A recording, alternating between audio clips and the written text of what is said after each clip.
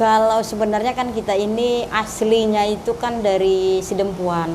Jadi kita orang Mandailing. Setelah tamat tahun 90 karena tergiur di radio Batam ini kan adalah perusahaan yang mencari karyawan dulu kan. Nah, itulah kasusnya ketika ada di waktu itu di Nausa itu. Usia 57 tahun memperkosa anak umur berapa tahun akhirnya disidang. Nah, saya itu diancam itu.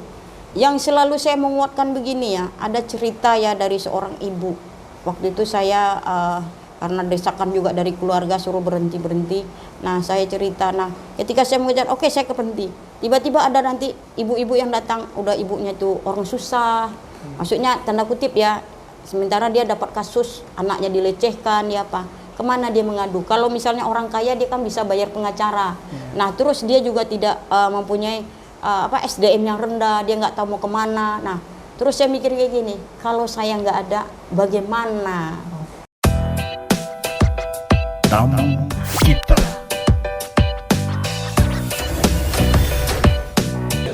Assalamualaikum warahmatullahi wabarakatuh. Sahabat kita, jumpa lagi dalam podcastnya Tamu Kita di edisi kali ini. Dan seperti biasa kami menghadirkan tamu-tamu atau juga tokoh-tokoh narasumber yang ada di Batam yang terus kita memiliki dari narasumber tersebut inspirasi dan juga motivasi. Dan kali ini narasumber saya bersama dengan Ibu Tetmawati Lubis yang merupakan pendamping korban kasus kekerasan terhadap anak dan perempuan Provinsi Kepri, ya Bu ya? Iya, benar. Oke. Dan Ibu Tetmawati Lubis ini biasa dipanggil Ibu Butet. Benar. Ibu Butet, Assalamualaikum. Ya, waalaikumsalam. Apa kabar Ibu? Baik, selamat sore Pak Medi. Sehat ya Bu ya? Sehat, alhamdulillah. Alhamdulillah sehat. Selamat Ibu Butet ini apa? Butet karena apa panggilan nama Butet? Kalau sebenarnya kan kita ini aslinya itu kan dari Sidempuan. Jadi kita orang Mandailing. Nah, dulunya katanya ceritanya nih sejarahnya bapak saya kan Lubis, ibu saya kan Nasution. Jadi merantaulah ceritanya ke Padang. Nah, tepatnya di Padang Pariamannya. Nah, karena saya ini anak perempuan yang istilahnya kami itu ada 7 bersaudara. Jadi saya ini anak yang kelima perempuan.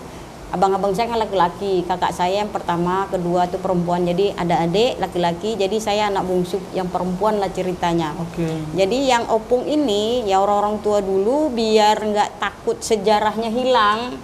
Karena kan dulu masalah transportasi antara Padang dengan Sidempuan itu kan cukup jauh, nggak ada tol. Jadi takut tidak mengingat sejarah. Jadi untuk mengingat itu dikasihlah nama kesayangan Butet. Nah, sebenarnya kan kalau di daerah sana tempat kami itu Butet itu kan adalah perempuan yang paling kecil gitu. Panggilan kalau laki-laki kan Uco. Nggak taunya nama itu lengket sampai setelah saya udah tua begini pun orang tetap masih manggil Butet. Nah, ya alhamdulillah sih, nama itu kan sesuatu anugerah juga ya, juga pembawa rezeki. Ya kita ini juga sejarahnya ada pemberian dari opung kita ya, supaya tradisi dan budaya itu jangan sampai hilang gitu. Walaupun kita kemana-mana, oh kamu Butet berarti orang udah paham dari mana kan begitu. Dari Mandailing. Ya sebenarnya saya besarnya itu di daerah Sumatera Barat, di Padangnya. Tapi kan memang di wilayah tempat kami itu lebih banyak orang merantau, memang dari Lubisnya, Arahapnya ada di situ. Nah, itu mungkin sejarah singkatnya seperti itu. Nama Butet. Ya, sampai sekarang udah tua pun masih Butet juga. Nah, yang paling lucu kemarin pernah kami pulang bawa anak saya yang perempuan, dia tidak terima karena dia dipanggil juga Butet. Jadi saya luruskan, karena untuk panggilan di sini kalau perempuan itu memang Butet. Jadi kamu dipanggil Butetnya Menek, jadi Butet yang kecil gitu. Itu sih sejarahnya seperti itu. Baik, Bu Butet tadi juga di sekilas ya. Bu Butet 7 bersaudara ya. Bu Butet anak kelima ya. Iya, benar. Baik, dan Ibu Butet ini artinya pendidikan dari SD, SMP, SMA di mana? Di Mandailing dari mana? Saya sebenarnya sekolahnya itu di daerah Sumatera Barat semua, tepatnya di masih Lubu Alung itu di daerah Pariaman lah gitu. Saya SMP-nya di sana juga, SMA-nya saya di sana juga. Saya SMA-nya itu SMA swasta. YPP dulu. Nah, dulu Saya itu apa namanya, SMA YPP Lubuk Alung. Nah, setelah tamat tahun 90, karena dulu kan sebenarnya kan orang tua saya tuh maunya saya itu kuliah dulu apa. Nah, karena tergiur di radio Batam ini kan cukup bagaimana ya, promosinya sangat luar biasa ya. Dulu kan kita nggak ada yang kayak secanggih sekarang internet apa, kita taunya di radio bahwa di Batam itu malah perusahaan yang mencari karyawan dulu kan. Nah, kita dengan malah waktu itu saya belum ngambil ijazah saya dulu STTB ya, belum diambil, saya udah merantau Ke Batam. Ke Batam. Tahun berapa? Tahun 90. Pokoknya habis tamat langsung ke sini. Tamat SMA langsung ke sini. Sampai orang tua saya itu marah. Kamu itu perempuan. Batam itu ya, nama Batam itu kan ya tanda kutip ya. Saya bilang ya kan belum dicoba. Insya Allah dimanapun kita berada, kalau kita bisa jaga diri, apapun itunya, apa namanya, pendidikannya? bukan, maksudnya daerah itu kan katanya ini ekstrim nih Batam ini ya kan, dengan tinggal pembawaan dari kita masing-masing nah, ya Bu Butet. tergantung yang kita punya diri nih. Artinya umur berapa itu kemarin? Waktu itu saya umurnya masih lupa saya ya umur berapa, pokoknya 16-17 lah ya. iya, kalau baru tamat 17-an, SMA iya ya. 17-an. Tapi datang ke Batam langsung dapat kerja? Enggak, saya merintis cukup ternyata apa yang dibilang di radio tuh enggak seperti semanis apa yang saya bayangkan.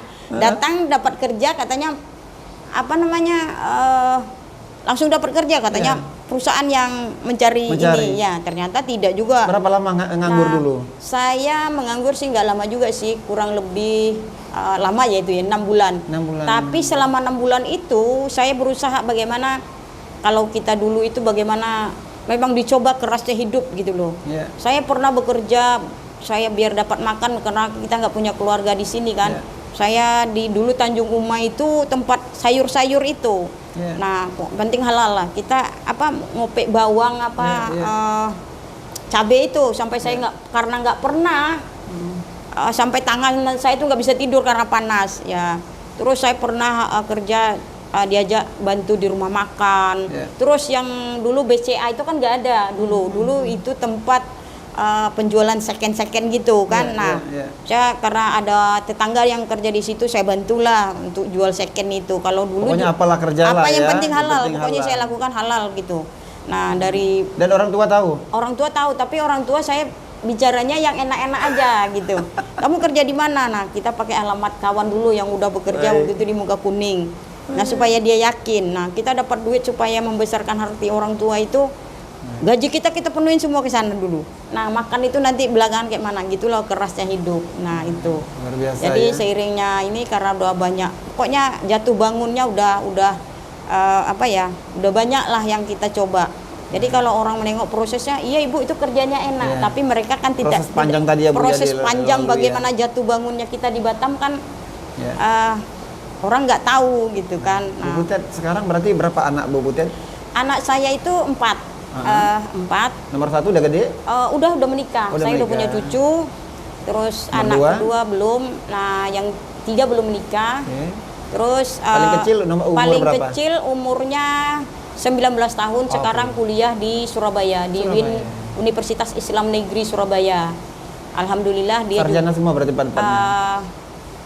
Yang satu belum. Yang satu belum ya. ya. Kalau yang Tiga di atas. Nomor 3 itu kerja di Bali, di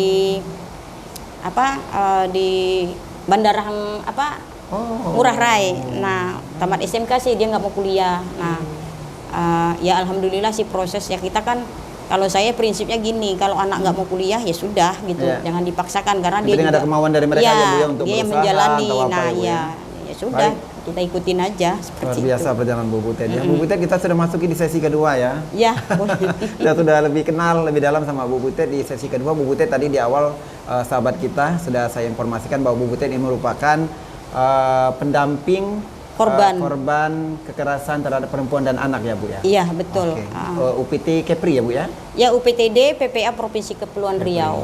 Ibu tadi kalau bicara soal di awal ya Bu ya, tadi Ibu pergi ke Batam, tamat SMA dan kerja semrawutan seperti itu Bu ya.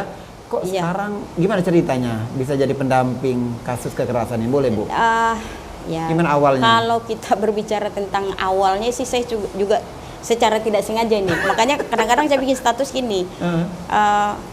Pekerjaan yang saya ini kan tidak apa namanya, tidak yang seperti yang saya cita-citakan dari awal. Cita-cita Itu. memang mau jadi apa? Sebenarnya Ibu? cita-cita saya itu sebenarnya pengen jadi dokter sih sebenarnya.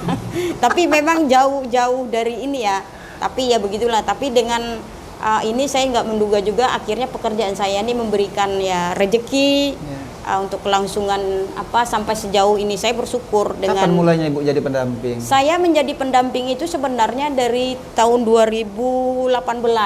Tapi itu waktu itu belum di pemerintah.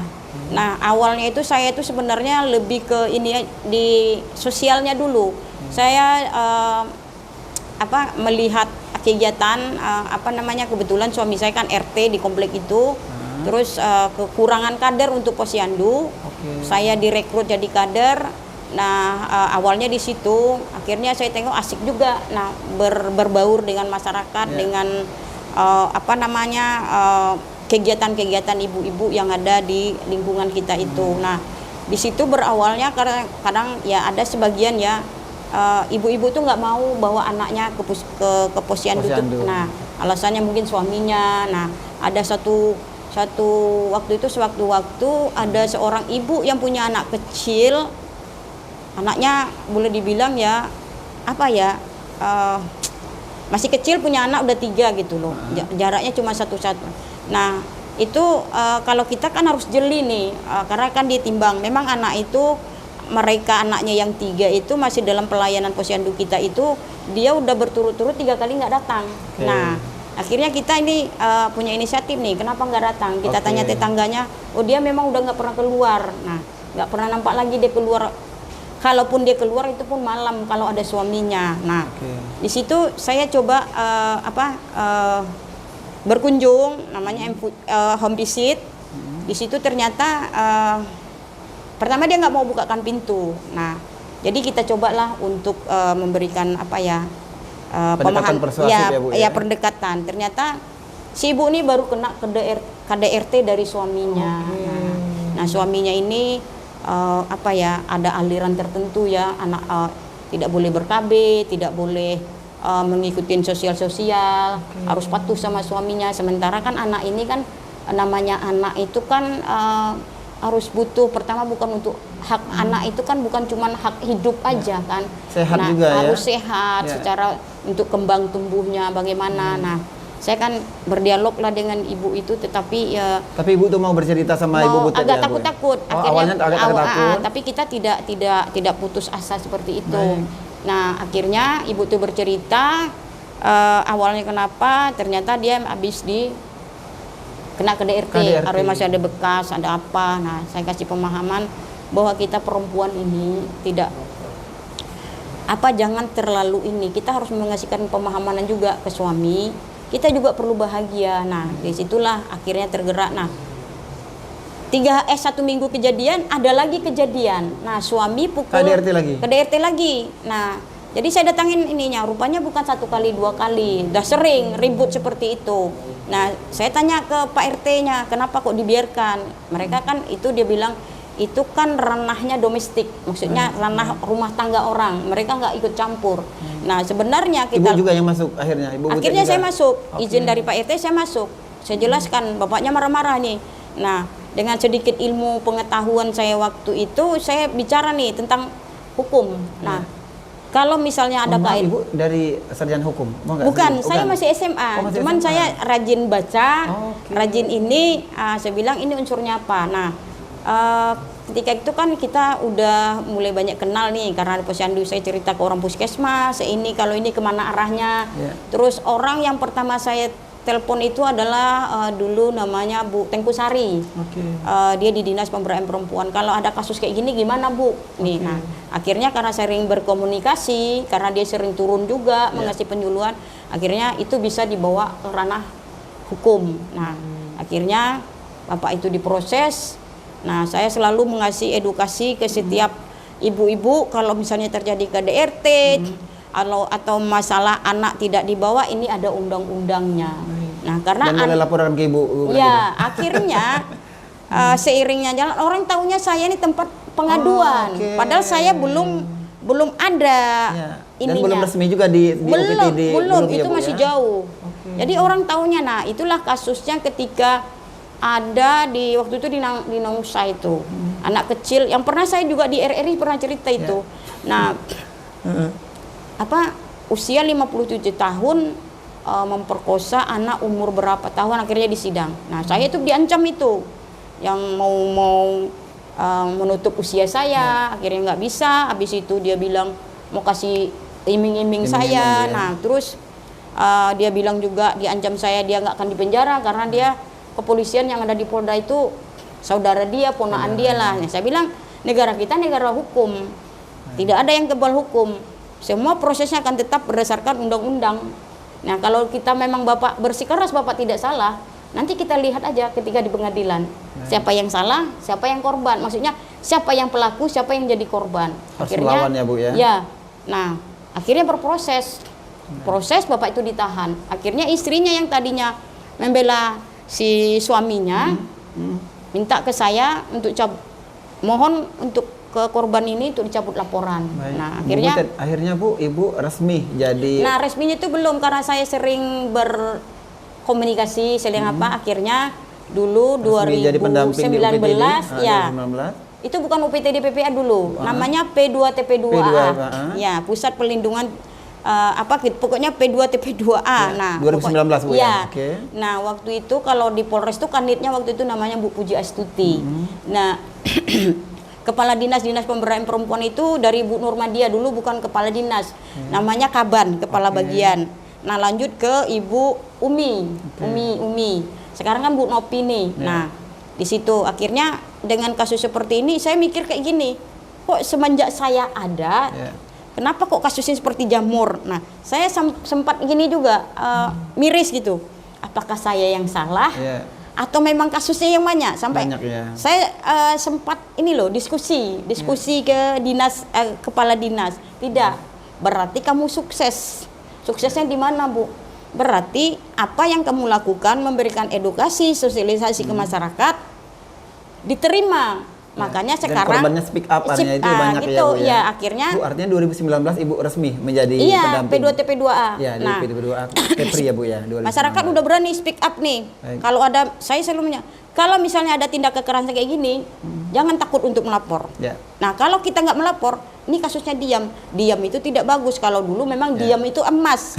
Kalau sekarang diam itu nggak emas, sengsara kita. Nah, akhirnya kayak gitu.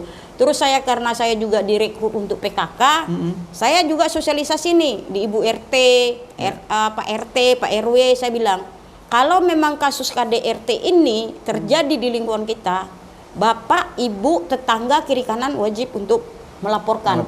Karena ada undang-undangnya. Karena melihat, mendengar, mengetahui, terus kita diam tidak melapor, kejadian nih, tahu-tahu udah meninggal, tahu-tahu udah ini. Nah, yang disalahkan siapa? Nah, itu ada undang-undangnya, ada hukumannya, saya bilang. Akhirnya masyarakat udah mulai edukasi itu udah mulai lah. Nah, Bu Butet dari 2019 sampai dengan 2025. Ini kalau seingatan Bu Butet udah berapa banyak kasus yang didampingin? Aduh, saya nggak ingat lagi ribuan? Saking banyaknya. Ratusan atau ribuan? Kalau ribuan saya rasa belum ya, tapi kalau ratusan entah berapa 700, ratus 800 lah. Ada lah. Satu lagi Bu, sebelum kita masuk ke sesi ketiga ya. Ini mungkin dari tadi ratusan ini, kasus apa, pendampingan apa yang Ibu bisa dibilang yang luar biasa di tangan? Kalau yang full luar biasa itu ya penanganan di kasus perempuan ya. Di kasus perempuan ini kita kan tergolong nih, apalagi Batam ini adalah daerah transit ya. Transit untuk salah satu kasus macam Bu, salah satu kasus yang Ibu tangani. Yang kita tangani itu maksudnya yang gimana nih? Salah satu kasus yang Ibu dampingi dan sampai sekarang Ibu tuh nggak bisa melupakan gitu. Ada Gimana, kasusnya Bu? Itu. Ada kasus yang nggak bisa, yang itu sangat luar biasa ya. Yang kasus waktu itu KDRT, suaminya itu orang Inggris. Itu sangat-sangat bagaimana ya, itu jadi kenangan juga. Istrinya orang Perancis, suaminya orang Inggris. Tinggal di Batam? Tinggal di Batam, dia kerja punya perusahaan di apa. Nah, istrinya ini kena KDRT. Nah, akhirnya lapor karena saya ini kan dari Kepri, otomatis laporan yang ke Polda kita yang dampingin gitu. Nah, itu sistem kan. Nah, kita dampingin. Nah, yang membuat saya ini bukan karena kasusnya. Apanya, Bu? Dia tidak bisa bahasa Indonesia, saya tidak bisa bahasa Inggris. Jadi kan nggak nyambung. Nyambung. Nah, suami istrinya juga tadi beda-beda juga beda-beda. negaranya. Nah, Ya. jadi saya bingung nih. Jadi bagaimana caranya? Jadi gini, kalau saya bertanya, saya pakai Google Translate. Oke. Nah, nanti saya bikin gitu, nanti saya kasihkan HP saya. kasihkan HP Nah, ke gitu. dia. Tapi kayaknya kita nyambung gitu loh. Oke. Kita bisa ketawa, dia bisa cerita. Nah, itu Dan yang akhirnya selesai kasusnya. kasusnya nggak selesai karena kita kan tidak bisa ada hukum yang di Indonesia Antar ini negara kali ya? tidak boleh mengadili orang luar di sini ya. Oh, oke. Nah, akhirnya itu sangat ekstrim juga itu, sampai kami didatangin oleh suruhan dari suaminya ini mencari anaknya, sampai kami kayak kebingungan. Jadi saya teleponlah suami saya untuk tidur sini untuk melindungi anak sama istrinya itu. Akhirnya kita kontak ke Jakarta, ke KBRI untuk ke perwakilan dia orang Perancis. Akhirnya jujur aja kami itu waktu itu ditelepon sama suaminya, sopir suaminya ini tuh orang Batam dia. Nah, dia bilang Jadi dia yang translate lah ya, dia translate. Jadi saya bilang gini, karena istrinya ini nggak mau lagi kembali ke suaminya, terus yang mendukung dia itu anaknya itu paspornya ke ibunya. Nah, akhirnya kita ke konsulat embassy, selalu berkomunikasi sampai malam akhirnya kita putuskan tadi awalnya anak ini kan mau dipulangkan ke Jakarta. Mengingat dari suaminya ini selalu mencari istrinya nih, takutnya terjadi lagi KDRT kan. Nah, akhirnya dari embassy dari Singapura dia dianukan ke Singapura, dijemput oleh orang tuanya. Jadi mereka tuh saya naikkan kapal di bukan di Batam Center. Naik lalu ditunggu di Singapura. Dari Singapura nanti katanya 16 jam ke Prancisnya. Akhirnya mereka selamat, tapi kita terlalu berkontekan dengan kedubes yang perwakilan dari Prancis ya. Baik, luar biasa ini lucunya itu ya, saya melihat lucunya bukan di kasusnya. Jadi kalau ingat itu, kami kalau komunikasinya tadi komunikasinya ya, Bu, ya? tadi. Nah, sampai sekarang kami komunikasinya seperti itu. Nanti dia hello gini, saya terjemahkan dulu. Nanti gitu. Ibu luar biasa ini, Bu Tet ya. Iya. Tidak terasa Bu, kita masuk di sesi ketiga ya, Iya, Bu ya. boleh. Sudah diingatkan juga sama teman-teman ini dari tim podcastnya tamu kita. Ada 2 artikel Bu yang sudah disiapkan sama teman-teman tamu kita. Ini yang pertama mungkin langsung bisa Ibu tanggapi nanti Bu ya. Iya. Ini kenyang dengan teror dan ancaman. Tetmawati Lubis tidak gentar bela para wanita dan anak teraniaya. Ini gimana Bu maksud? Kenyang dengan teror dan ancaman. Ini banyak. Kalau untuk teror itu kenapa kadang-kadang gini ya. Kadang-kadang suami saya terutama keluarga ya.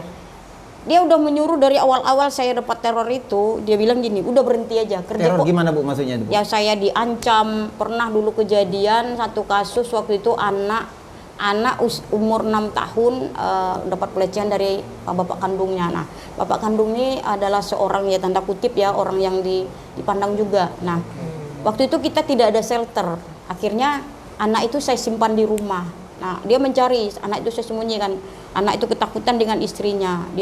Nah akhirnya ketahuan bahwa anak itu di situ. Terus saya diancam, kemanapun dia kirim, kamu di sini kan, hati-hati kamu ya. Nah terus di mana-mana, pokoknya di mana dia pasti tahu. Nah itu ancaman. Terus katanya kembalikan anak dia kan. Sementara istri dan anak-anaknya penuh dengan rasa ketakutan. Tapi akhirnya kan ya dengan ininya cukup panjang, akhirnya anak itu udah pulang ke orang tuanya. Terus sekarang udah di kampung bersama keluarganya. Nah yang kita sesalkan itu kan saya bilang sama bapaknya, kalau memang bapak bukan pelakunya, kenapa tidak? Kalau memang ada panggilan ke pengadilan, udah ikutin aja prosedurnya. Di situ kan tahu siapa yang salah, siapa yang benar. Itu sih ancaman banyak. Kalau soal ancaman, ini apa yang bisa menguatkan Ibu Butet Ibu ya dengan profesi Ibu Butet ini, kemudian tadi banyak ancaman, apa yang bisa selalu menguatkan Ibu? Yang selalu saya menguatkan begini ya, ada cerita ya dari seorang ibu. Waktu itu saya karena desakan juga dari keluarga suruh berhenti. Nah saya cerita, nah ketika saya mengejar, oke saya berhenti. Tiba-tiba ada nanti ibu-ibu yang datang, udah ibunya tuh orang susah, maksudnya tanda kutip ya. Sementara dia dapat kasus anaknya dilecehkan, dia kemana dia mengadu? Kalau misalnya orang kaya dia kan bisa bayar pengacara. Nah terus dia juga tidak mempunyai SDM yang rendah, dia nggak tahu mau kemana. Nah terus saya mikir kayak gini, kalau saya nggak ada, bagaimana? Itu yang membuat saya gitu loh. Sementara pendampingan sama Ibu gratis? Ya gratis dong. Oke. Kan kita pemerintah kan nggak ada ininya. Aksi sosial, Nah, Ibu ya, Bu. alhamdulillah untuk Kepri ini ya, terutama di Dinas DP3 AKB Provinsi Kepri ini, kita diminta untuk mendampingin, ada kadis dulu yang pernah ngomong sama saya, layani, karena kita ini pelayan. Ya. Nah, itu yang membuat saya kuat. Jangan korban setelah kita layani menjadi korban lagi. Nah, itu yang membuat saya apa ya, tetap semangat. Jadi korban itu betul-betul saya, korban ya korban, jadi harus betul-betul untuk kita lindungi. Dalam arti kata mungkin orang itu jangankan ke kantor polisi ya, berhadapan dengan orang asing aja dia takut. Ini tiba-tiba dia dibawa di kantor polisi, memberi keterangan, memberikan penjelasan apa. Nah, orang-orang awam pasti dia merasa takut. Kalau nggak ada pendampingan dia mau ngomong apa, mau berbuat apa, sementara dia nggak tahu alurnya kemana. Nah, kalau saya lalu menyemangatkan diri, kalau nggak ada pendamping, nanti bagaimana ke depannya? Pasti mereka akan dibodoh-bodohi. Apalagi nanti pelakunya itu orang-orang yang berduit, sewa pengacara. Nah, dia bukan mendapat keadilan, tapi seharusnya jadi korban kan kebanyakan. Dia korban, tapi tahu-tahu dia di situ jadi pelaku. Ya. Nah, Luar biasa itulah ini dunia dari itu. Ibu. Makanya saya tetap bertahan, bagaimanapun ya saya ini pendamping ya untuk semuanya, mau susah mau orang kaya, ayo kalau masih saya mau dampingin. Alhamdulillah Luar biasa. penyidik-penyidik dari Polda Kepri cukup mendukung saya, terutama di sudut 4 PPA Polda Kepri itu Bu Yanti Arepa Kanitnya selalu memberikan misalnya ilmu-ilmu yang update. Ini ilmu yang terbaru undang-undang untuk anak, ini ilmu dari kekerasan ini udah dirilis, udah diinikan. Nah, Bu Butet harus tahu nih kemana arahnya. Nah, Mohon maaf, Ibu bukan dari ini Bu ya, latar belakang sarjana hukum bukan Ibu ya? saya SMA, cuman saya sering mengikuti misalnya Seminar tadi Bu ya, ada pendidikan ya.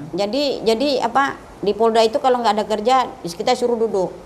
Ini undang-undang ini untuk ini undang-undang ini untuk ini. Jadi kita sambil belajar gitu. Baik, Nah, luar biasa. bagus juga. Jadi kita apresiasi juga loh untuk Polda Kepri sudut 4, terutama ya Bu Yanti Arepa yang telah memberikan ilmunya buat kita, juga rekan-rekan yang ada di Polda, penyidik.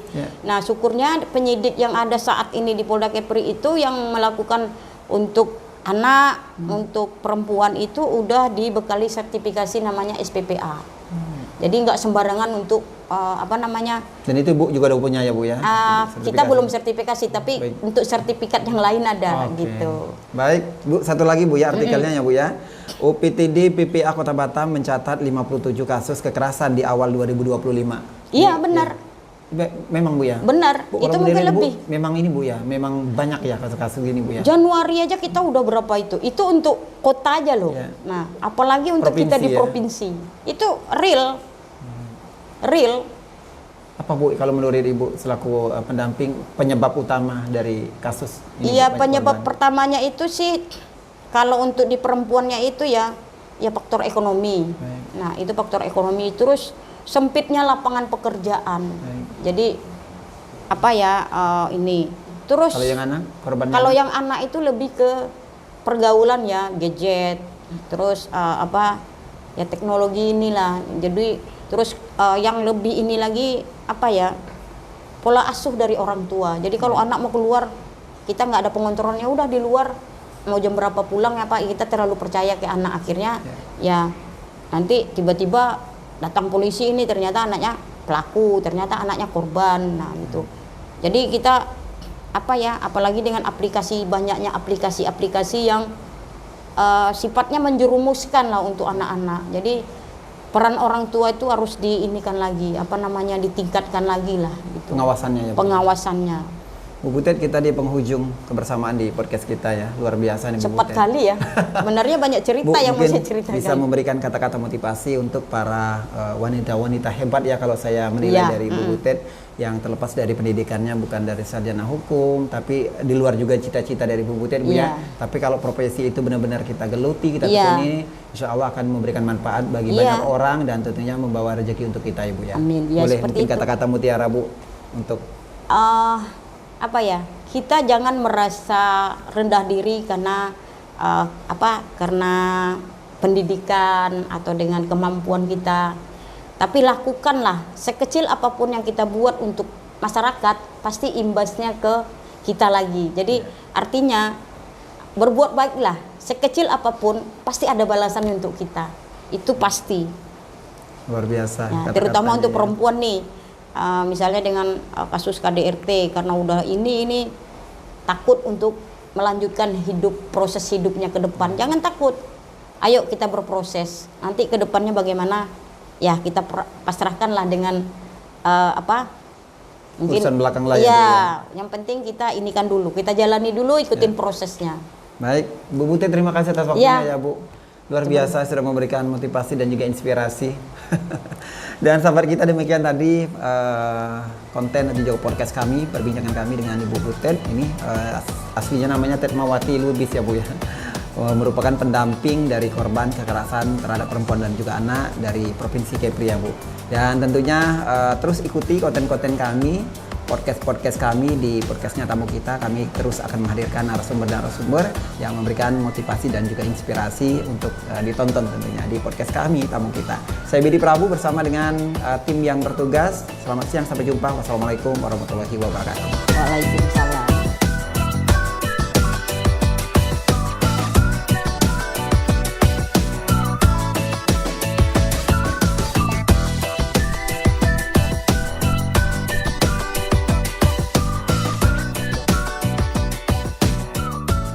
Tamu Kita.